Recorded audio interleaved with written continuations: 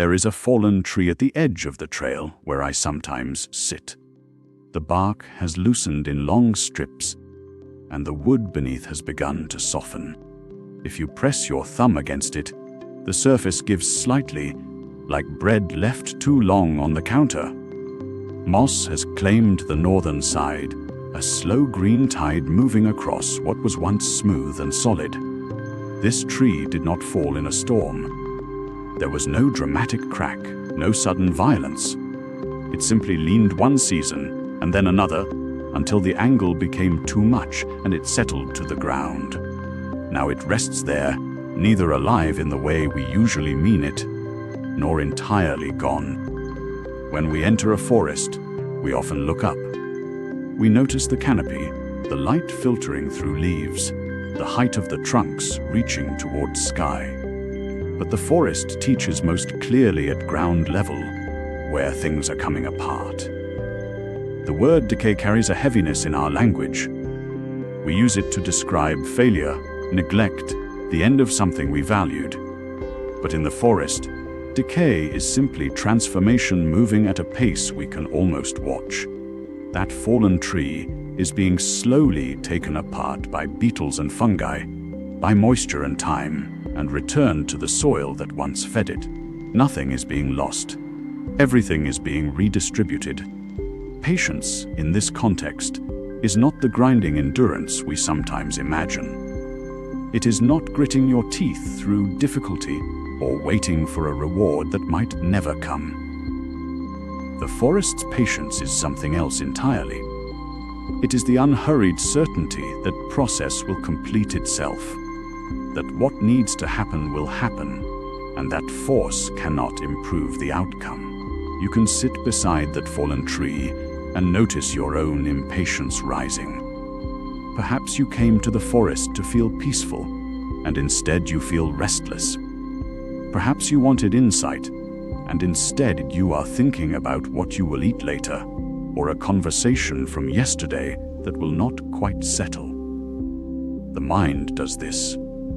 It reaches forward and backward, trying to be anywhere except here, now with the moss and the softening wood. Breath continues whether you notice it or not. The air moves in, and the body receives it. The air moves out, and the body releases it. This has been happening since you were born, without your management, without your approval. The forest breathes in a similar way, through leaf and root, through the exchange of gases we cannot see, but which sustains everything. When you bring attention to breathing, you are not controlling it. You are simply noticing what is already occurring. The breath becomes like a doorway back to this moment, this body, this patch of ground where you are sitting or standing or lying down. And in that noticing, something softens. The tree did not resist its falling. It had no concept of failure, no story about how it should have remained upright for another decade. It grew as conditions allowed, stood as long as structure permitted, and when the balance shifted, it responded to gravity. Now it serves a different purpose, hosting beetles and salamanders, feeding the soil, offering a place to sit.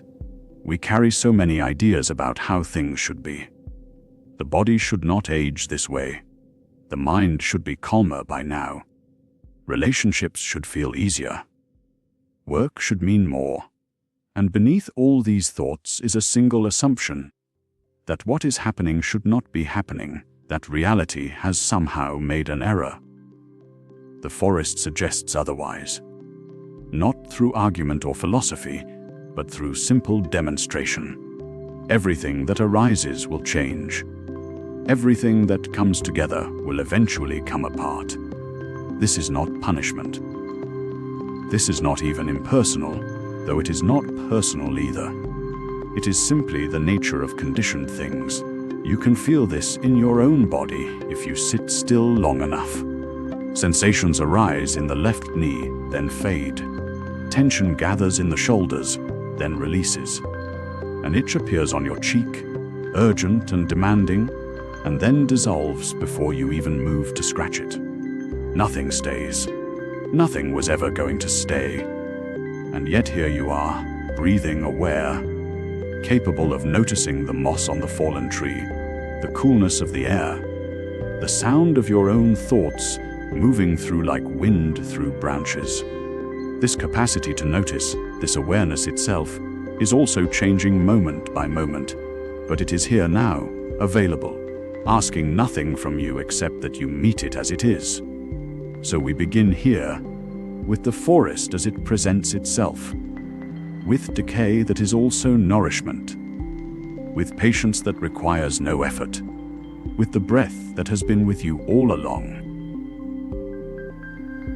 There is something we are always rushing past, not away from, but past, moving too quickly to notice what is already here, already teaching, already showing us something true about time and patience, and what it means to grow. A tree does not hurry, yet it reaches the sky. This is not poetry, it is observation. If you have ever sat near an old oak or a pine, you know this already in your body. The tree is not striving, it is not pushing. It simply receives what comes, water, light, the seasons turning, and it grows, not quickly, not with urgency, with something closer to acceptance. We live in a time of speed. Our minds are trained to move fast, to solve, to optimize, to get somewhere else. And in that velocity, we pass by what is teaching us most directly. The tree is there. The forest is there. But we look at it the way we look at everything, glancing, naming it, moving on. We do not see it. This is the core of the teaching. Not that we should slow down for the sake of slowing down. That is just another form of striving, another goal to achieve. Rather, there is something already unfolding that we are missing because we are not present to it. The tree grows in your neighborhood. The moss appears on the stone, leaves fall, and we walk past as if these things are merely background, decoration for the real life happening somewhere else. But look more carefully at what a tree actually does. A tree grows through stone. This is not a metaphor, though it can teach us like one. Over decades, a root finds a crack in rock. It does not force the stone. It does not push with effort. The root simply grows slowly, and as it grows, it exerts a patient, persistent pressure, year after year. The stone, which seems so solid and permanent, begins to split. The crack widens, the root deepens. Eventually, the stone breaks, but not because the tree fought it. Because the tree simply continued being itself, growing in the direction of what it needed, without resistance to the stone, without anger at the obstacle. This is patience. Not the patience of someone waiting for something to end so they can move on. This is the patience of something that has no other place to be. The tree is not thinking about reaching the sky. It is not making a plan. It is responding to light by growing toward it. It is responding to water by extending roots. It is responding to seasons by opening and closing, growing and resting. And in that simple responsiveness, without any notion of hurry, it becomes enormous. It reaches the sky. We think we understand patience.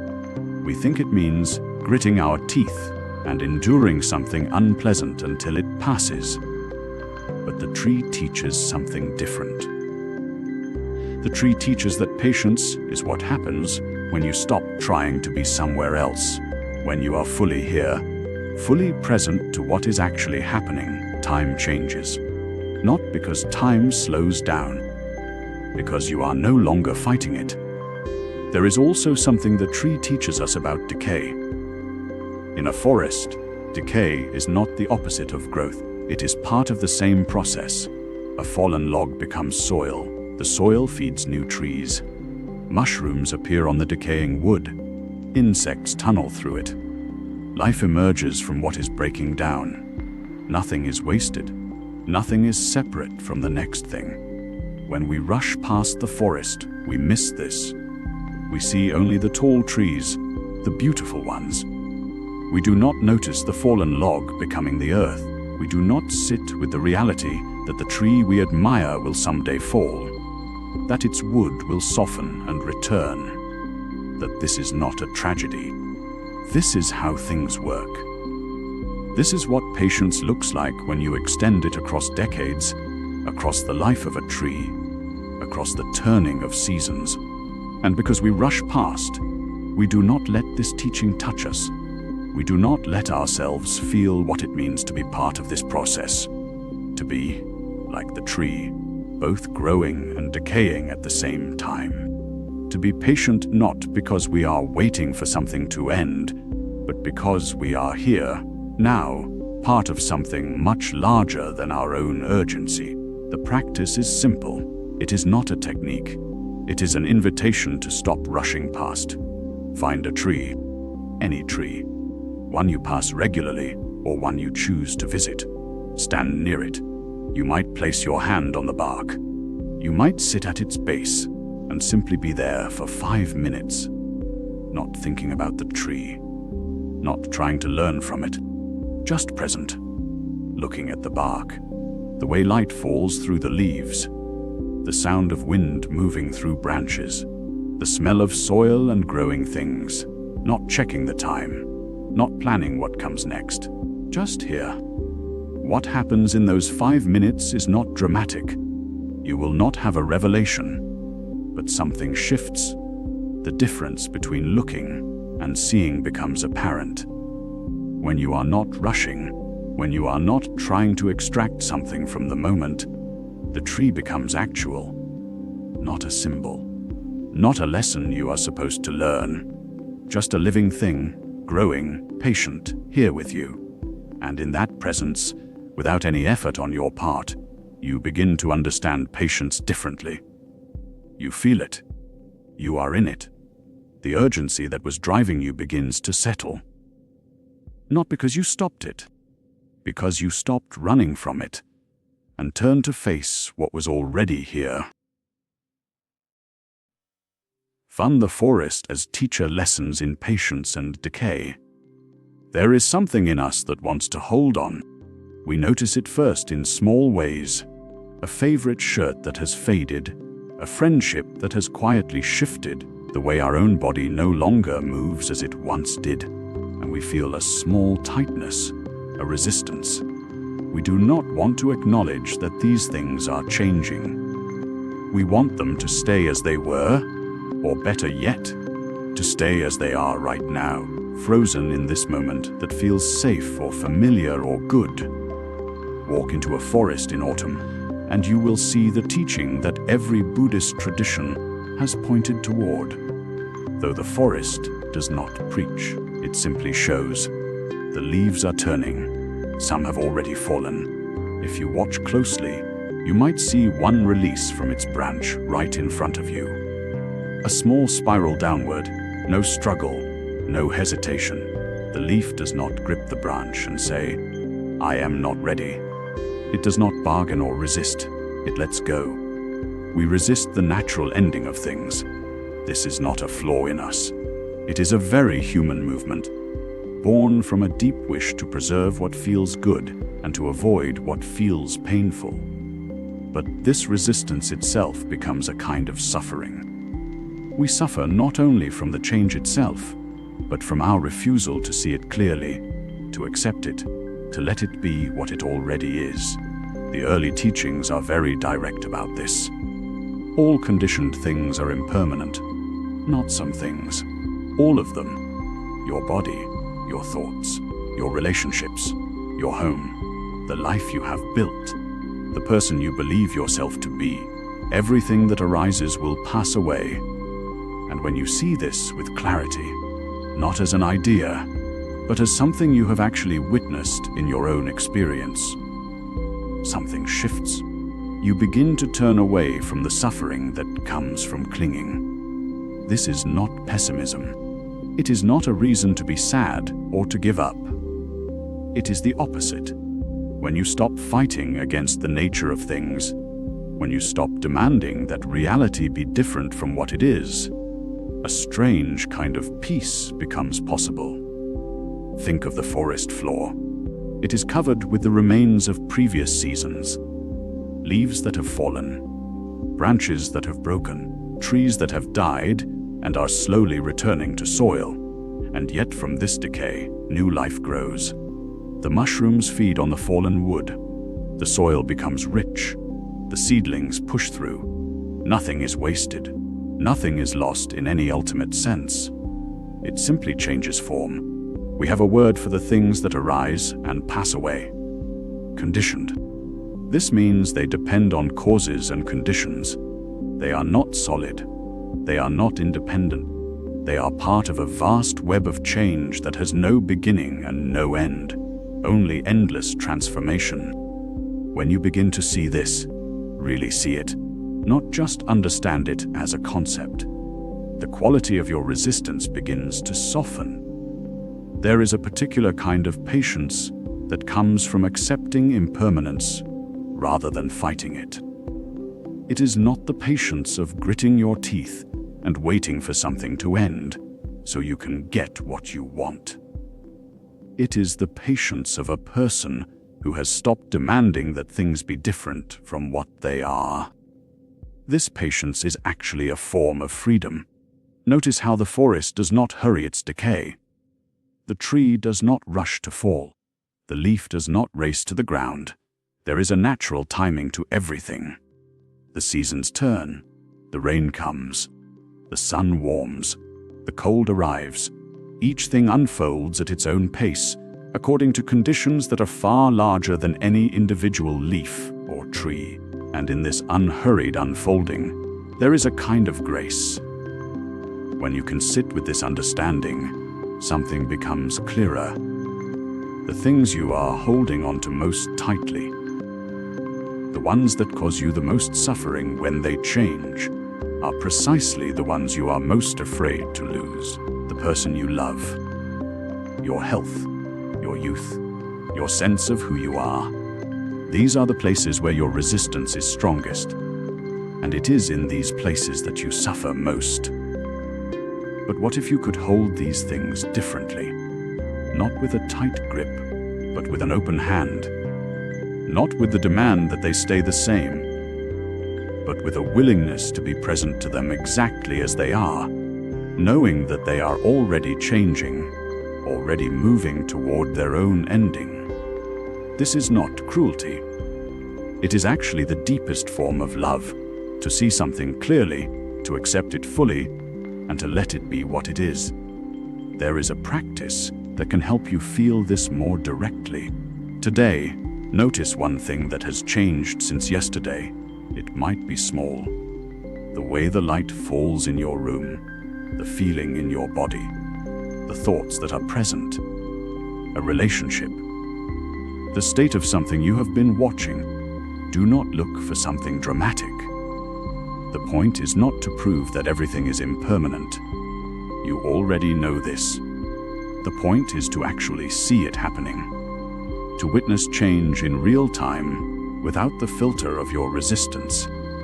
When you do this, you might notice something unexpected.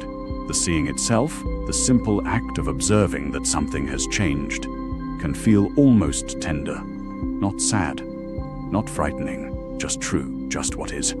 And in that moment of clear seeing, the decay you have been resisting begins to feel less like loss and more like the very fabric of what it means to be alive.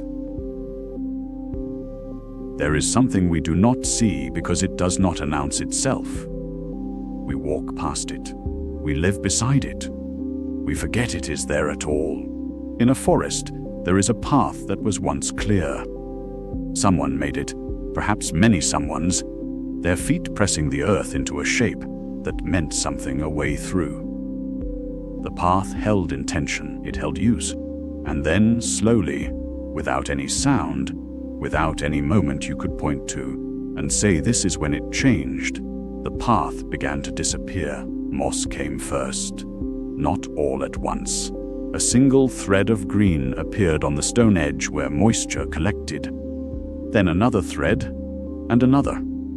The moss did not ask permission. It did not grow in a way that demanded attention. It simply covered the stone, day after day, week after week, in the way that things grow when no one is watching and no one is stopping them. This is what we overlook. Not the dramatic or the loud, not the thing that announces itself with force or color or sound. We overlook what happens slowly and without noise. We are trained to notice arrival. A guest comes to the door. We hear the knock. We turn. We respond. But the most does not knock. It spreads across the forgotten path, transforming without declaration, and by the time we notice that the way forward is no longer clear, we cannot remember when the change began. We cannot point to a moment and say there, that is when it happened. And so we move past it, or we find another way, and the path becomes something else entirely. This is a teaching from the forest. It is not a teaching in words. It is a teaching in what the forest does. The Zen masters spoke of this. They did not speak of it often, and when they did, they spoke very little. One teacher said the moss does not announce itself. It simply covers the stone. That is all. No elaboration. No explanation of why this matters or what we should do about it. Just the observation. The moss covers the stone. This is how things are. We live in a time of announcement. Everything that matters is supposed to be loud. We are supposed to see results. We are supposed to measure progress. We are supposed to know, at every moment, what is happening and why. And so we have become blind to the patient work of time. We have become deaf to the quiet transformation that happens when no one is looking, when no one is measuring, when there is nothing to show for it but a slight change in the texture of things. But the forest knows something else. The forest knows about patience. The forest knows about decay. The forest knows that the most important changes are the ones that cannot be rushed and cannot be forced and cannot be made to happen on a schedule. The most important changes are the ones that happen in their own time, at their own pace, with a kind of inevitability that has nothing to do with our wishes or our effort. The stone does not resist the moss. The stone does not say, "Not yet, I am not ready." The stone simply allows what is happening to happen. And in allowing it, the stone is transformed. It becomes a place where moss grows. It becomes softer. It becomes part of a different ecosystem. It becomes less a path and more a threshold into something else. There is a patience in this that we have almost forgotten. Not the patience of gritting your teeth and waiting for something you want. Not the patience of endurance or resignation, but the patience of allowing. The patience of not needing to control the outcome. The patience of watching something unfold without needing to direct it. This is where the practice begins. Not with effort, not with a plan, but with sitting. There is a place in the forest, or perhaps in a garden, or perhaps on the edge of a building where something is growing. Moss on a stone, lichen on bark, a plant pushing through a crack in concrete, a slow greening of something that was gray. Find such a place if you can. It does not matter if it is dramatic. In fact, it is better if it is small. A place you would ordinarily walk past. Sit there, not to study it, not to measure it or document it or understand it. Simply to be there while it is there. Bring your breath with you. Let your breath be the only thing you are doing. Breathe in, breathe out. Watch the moss, or the lichen, or the plant, without needing it to be anything other than what it is. You will not see it grow. Growth at this scale does not happen in the time you sit. But something else will happen. You will begin to understand, not in your thinking mind, but in your body, in your breath, what it means to be patient. What it means to allow time to do its work. What it means to be present to transformation without needing to control it or hurry it, or even fully understand it.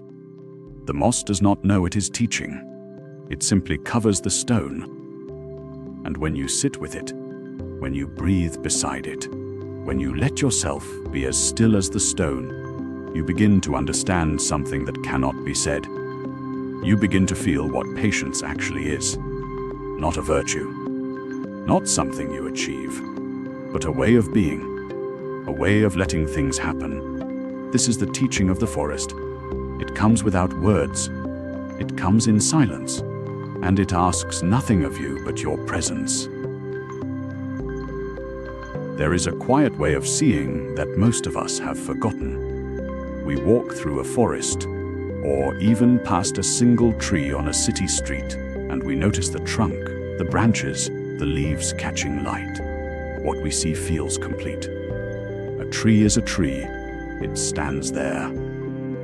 It is separate from us, and we move on. But a forest knows something different. And if we are patient enough to listen, it will teach us what we have missed. When you stand among trees, you are standing above an entire world you cannot see. Beneath the soil, in the darkness, there is a vast root system. Not just the roots of one tree, but the roots of many, intertwining, touching, sometimes fusing together. These roots do not compete in the way we imagine. They cooperate. They share. A mycorrhizal network, a web of fungal threads, connects root to root, tree to tree, carrying nutrients, water, even information from one to another. The forest is not a collection of separate beings. It is a single organism wearing many forms. The flower depends on the root. The root depends on the soil. The soil depends on all that has fallen and fed it. This is not poetic language. This is what is actually happening right now in every handful of earth. The decomposition you do not see is the foundation of everything you do see. We live on surfaces. We see what is visible and assume that is what matters. A cup of coffee in your hand appears to be just a cup of coffee. But the coffee itself is the result of a plant that grew in soil enriched by fallen leaves, by the bodies of insects, by the slow breakdown of what came before. The water in the cup traveled through root systems, was held in the earth, was drawn up through invisible channels. The cup itself was made from clay or ceramic, materials that came from the ground, shaped by hands, fired in heat. The handle was designed by someone thinking about comfort. Someone grew the coffee plant. Someone harvested it. Someone roasted it. Someone packed it. Someone sold it to you. When we see only the surface, the cup, the brown liquid, the warmth in our hands, we miss the entire web that brought this moment into being. We miss the patience of the soil. We miss the work of decay. This missing is not a small thing. It shapes how we live. When we see only surfaces, we believe things appear and disappear by themselves. We believe we are separate from the world around us. We believe that what sustains us is simple and obvious. And because we believe these things, we live with a kind of blindness. We take without understanding what we are taking from.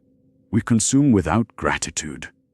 We move through our days without feeling the intricate web that holds us. The forest teaches patience because it has no choice. A tree does not grow quickly. The soil does not become rich in a season. The mycorrhizal network does not form overnight. Year after year, leaves fall.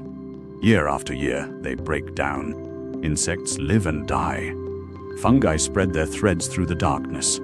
Slowly, slowly, the soil deepens. Slowly, the tree grows stronger. There is no rushing this. There is only the patient work of time and decay. And there is something else the forest teaches. It teaches that what appears to be ending is actually feeding what comes next. The leaf that falls is not lost. It is transformed. It becomes soil. It becomes food for the roots. It becomes the possibility of new growth. In the forest, there is no waste. There is only the endless turning of what was into what will be. When we look only at surfaces, we see decay as loss. We see the fallen leaf as something that has failed, something no longer useful. We see our own aging bodies, our mistakes, our failures, as diminishments. We do not see that we are part of this same turning. We do not see that our own breaking down, our own dissolution, is feeding something. We do not see that we are already part of the vast root system that holds everything upright. This is where the practice begins, not with understanding this intellectually, but with sensing it directly. Choose something you use today, something ordinary, your toothbrush, your food, your clothes, your phone. And instead of seeing it as a finished object that appeared in your life, trace it backward. Where did it come from? What grew to make it? What hands touched it? What soil fed what plant? What light and water and time went into its making? Do not do this as an exercise in guilt or gratitude, though gratitude may arise. Do this as an act of seeing, as a way of letting your awareness travel down through the layers, down into the invisible web. As you trace backward, you may notice something shifting. The object in your hand begins to feel less like a separate thing and more like a moment in a process. You begin to feel the patience that went into it. You begin to sense the decay that fed it. You begin to feel less separate from the world that made it possible. This is not a thought, it is a felt sense. It is the moment when interconnection stops being an idea and becomes something you can almost touch. When you walk through an old forest, you notice something that does not appear in photographs. The ground beneath your feet is soft. It gives. And if you pause to look closely at what makes it soft, you find layers of what was once alive and is now dissolving. Leaves from seasons you never knew. Bark, the skeletal remains of branches. The nearly invisible threads of fungi threading through it all. A forest floor is not dead matter. It is a place of continuous transformation, and nothing in it is wasted. This is difficult for us to hold in our minds because we have learned to see decay as failure, an ending, a loss. We watch something we love begin to break down, and we feel a small panic rise in the chest. The body ages. The relationship changes. The certainty we built our life around begins to crack, and we interpret all of this as moving toward nothing, toward becoming nothing. There is a particular fear underneath this. Not just the fear of loss, but the fear of becoming irrelevant, of dissolving into a world that will go on without us, of mattering less and less until we matter not at all. This fear is so close to us that we often do not name it. We simply live in its shadow, rushing to accumulate, to prove, to leave a mark that cannot be erased. We want to be the living tree, not the fallen log. The Buddha noticed something about this fear.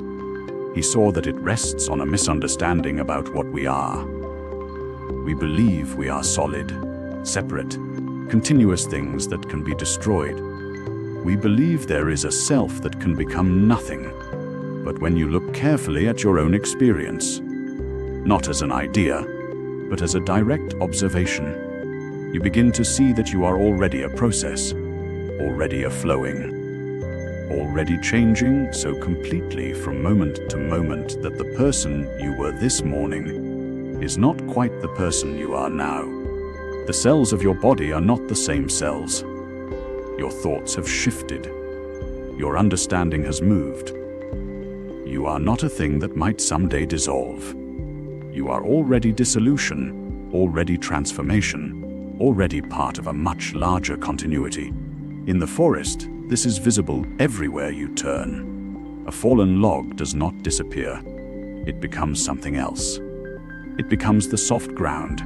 It becomes the nurse log, the place where seeds find purchase and begin their reaching. Fungi colonize it.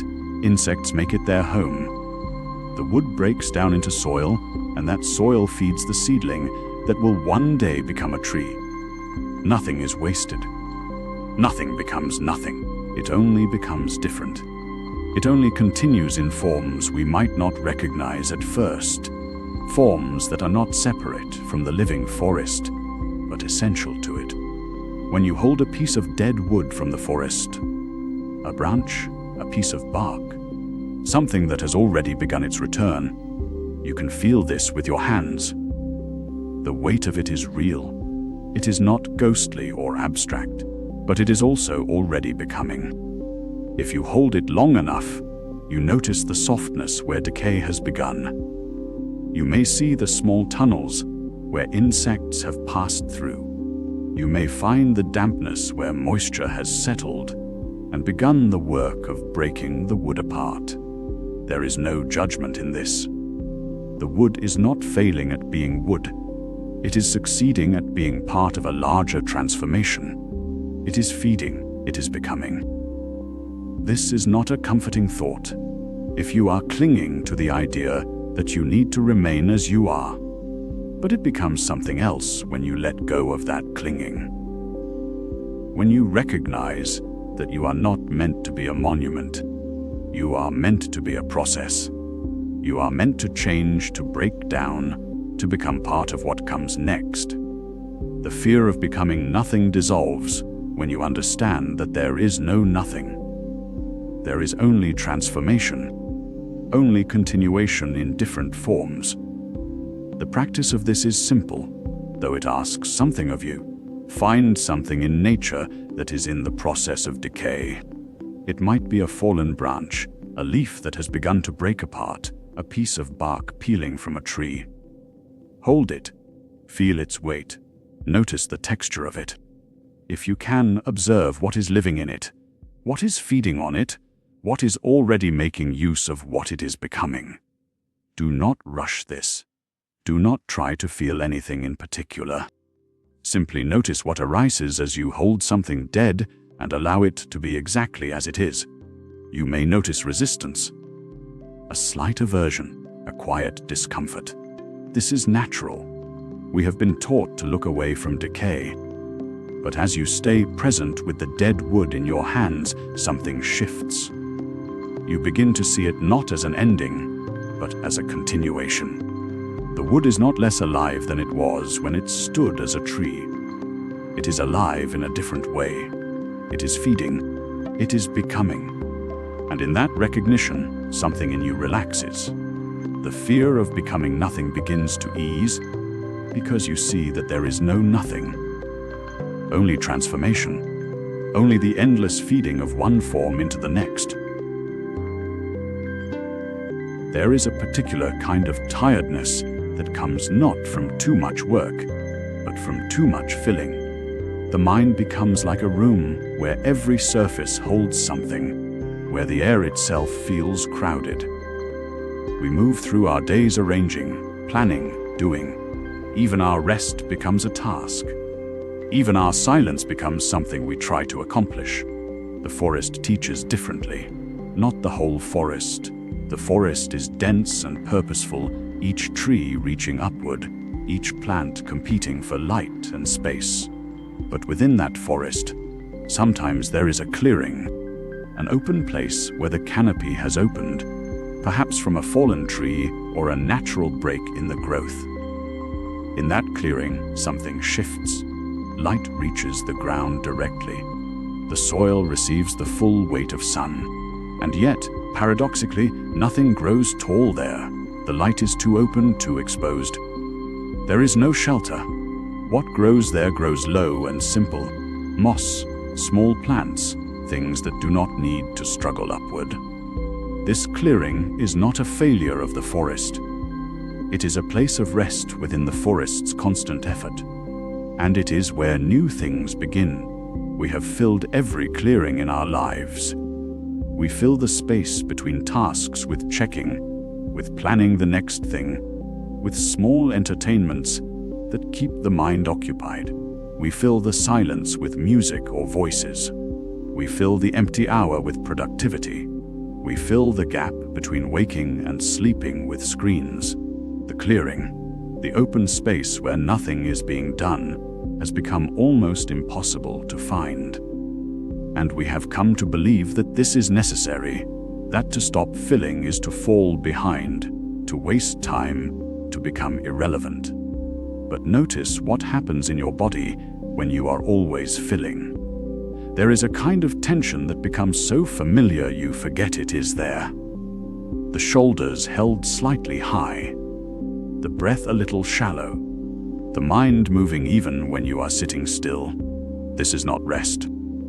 This is only the appearance of rest, with the engine still running. The forest's clearing does not judge the forest's density.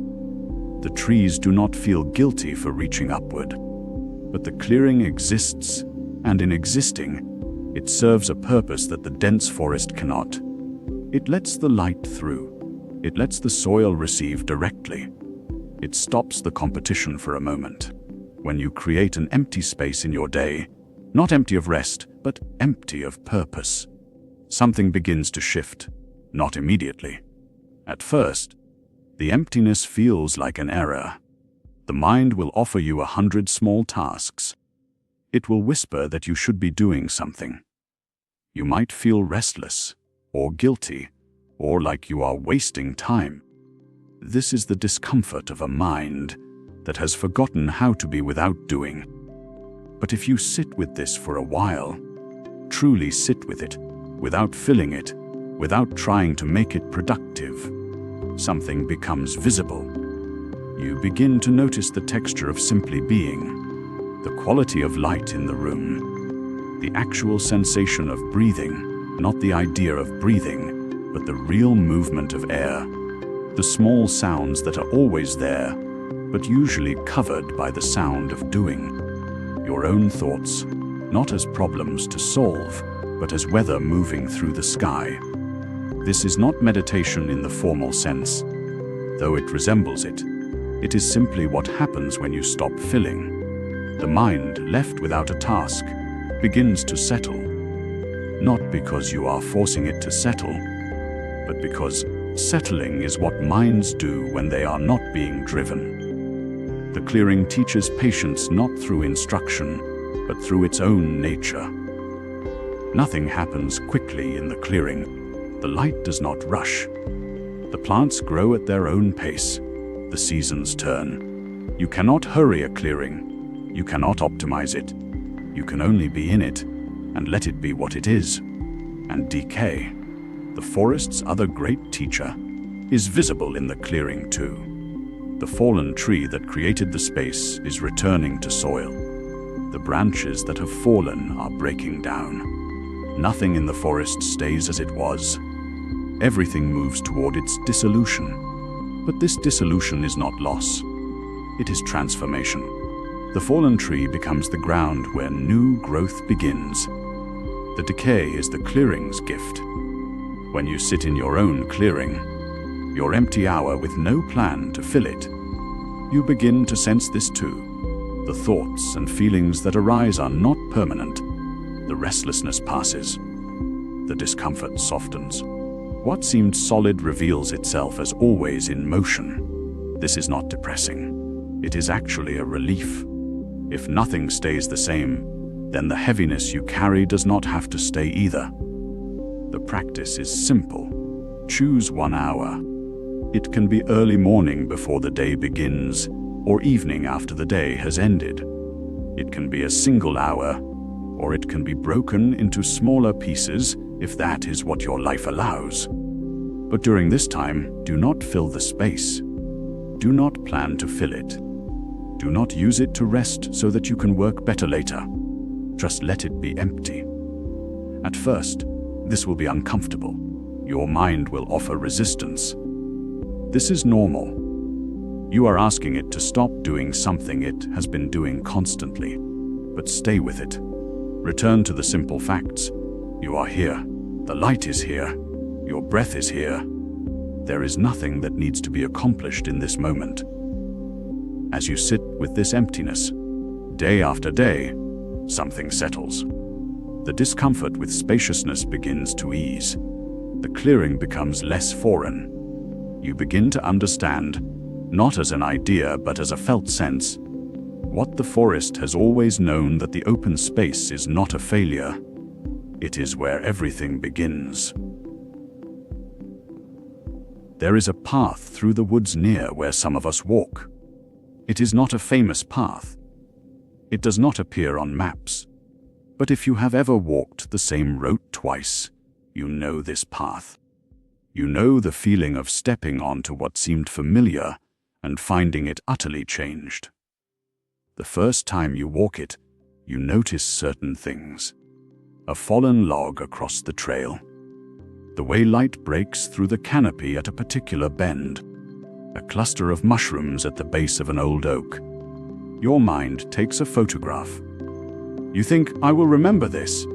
I will walk here again and see it as it is. But when you return, a month later, a season later, the path is not as it was. The fallen log has begun to soften into the earth.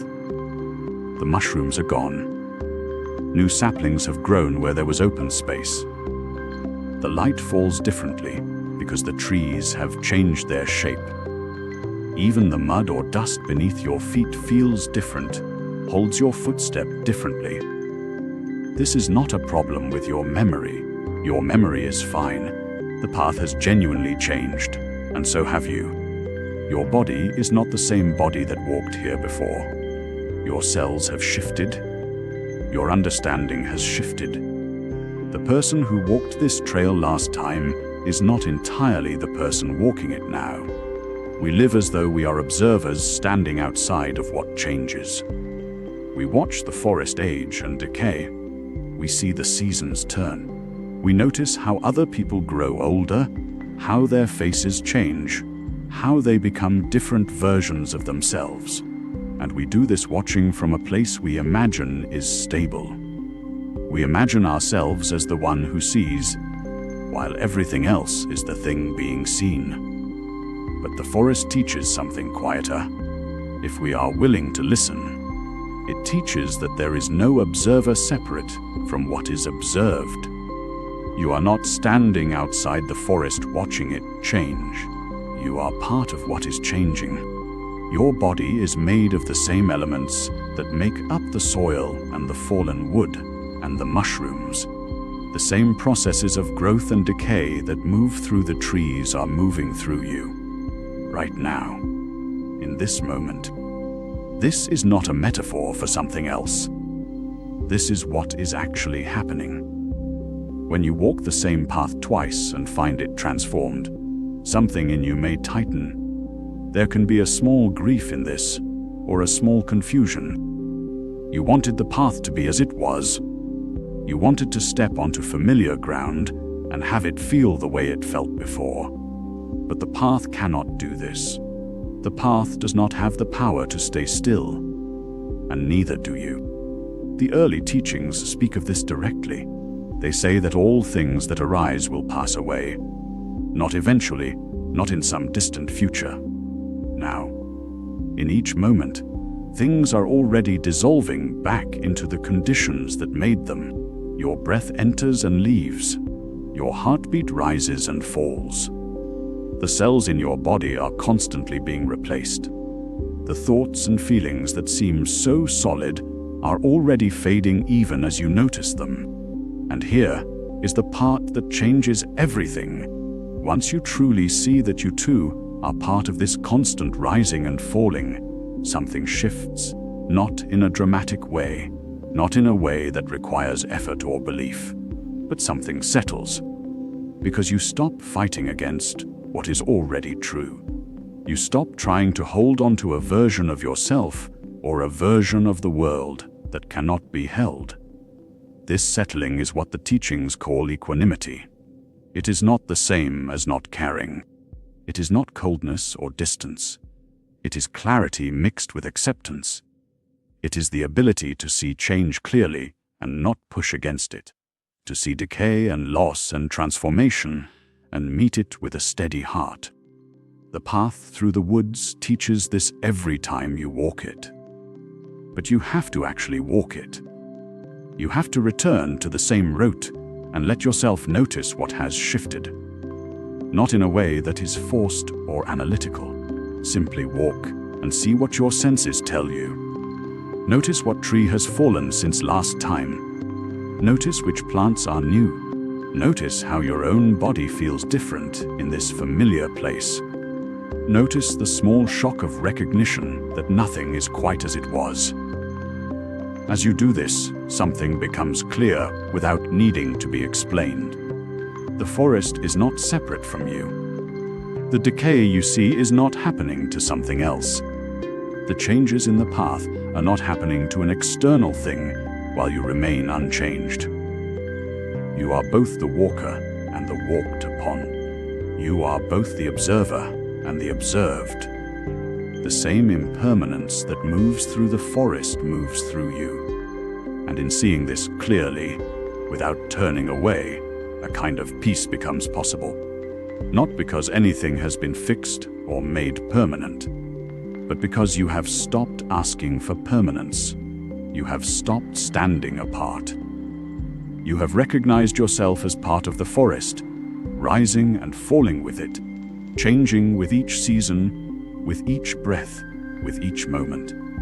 The path will be different next time you walk it, and so will you. This is not something to overcome. This is simply what is true. The forest does not hurry toward its teaching. It simply stands, and in standing, offers everything. You have walked here for a little while, noticing what arises and what falls away. The moss that holds moisture without grasping, the log that becomes soil without resistance, the silence that carries sound without being disturbed by it. These are not metaphors you must carry with you like stones in your pocket. They are observations that may settle in their own time, or not at all. The forest does not ask you to improve. It asks nothing. It simply continues its patient unfolding, and in that unfolding, there is room for you exactly as you are. When you return to your life, to the places where time seems to move differently, where there are deadlines and expectations, and the persistent feeling that you should be further along than you are, you might remember the tree that grows in darkness, how it does not apologize for its slow reach toward light, how it does not compare itself to the tree beside it. It simply grows as it grows, and this is enough. Patience is not a virtue you acquire through effort. It is what remains when you stop insisting that this moment should be different from what it is. The forest has been teaching this quietly all along. The way a leaf falls when it is ready, not before. The way decay does not announce itself with fanfare, but arrives as a gentle softening, a return to the earth that was always home. You do not need to become the forest. You do not need to achieve some perfect stillness or understanding. You are already part of this same unfolding. Your breath rises and falls like seasons. Your thoughts arrive and dissolve like rain. Your body knows how to rest and how to heal, just as the forest floor knows how to receive what falls upon it. There is a kindness in this recognition, a gentleness toward yourself that does not depend on accomplishment or transformation. You can let yourself be tired when you are tired. You can let yourself grow slowly. You can let parts of your old understanding fall away without rushing to replace them with something new. May you meet yourself with the same patience the forest offers to every seed that lands in shadow. May you trust the quiet work happening beneath the surface, even when nothing seems to be changing. May you know that your presence here, your willingness to listen, is already enough, and may all beings find this same ease. Those who are struggling with time, who feel they are running out of chances or falling behind. Those who are grieving what they have lost, who are watching something precious decay. Those who are waiting in darkness, uncertain if growth will ever come. May they all find the forest's teaching in whatever form it arrives. May they know they are held by something larger than their worry. The path continues, of course. There are always more layers to notice, more invitations to return to what is simple and present. If you wish to walk further, there are other teachings waiting, other ways of listening to what the natural world offers so freely. But there is no urgency. The forest will be here. The breath will be here. The possibility of beginning again will be here. For now, let yourself rest in what you have heard, not grasping at it, not trying to hold it too tightly, but allowing it to settle the way mist settles in low places. Some of it will evaporate. Some of it will nourish roots you cannot see. This is how understanding moves through us, patiently, without force. You are welcome here in this listening. You have always been welcome. And when you are ready to return to the movement of your days, you carry nothing but your own gentle awareness. The forest asks for nothing else. It offers its teaching and releases you, trusting that what needs to remain will remain, and what needs to fall will fall in its own time. May you be at peace. May you be kind to yourself. May you trust the slow unfolding of your own becoming.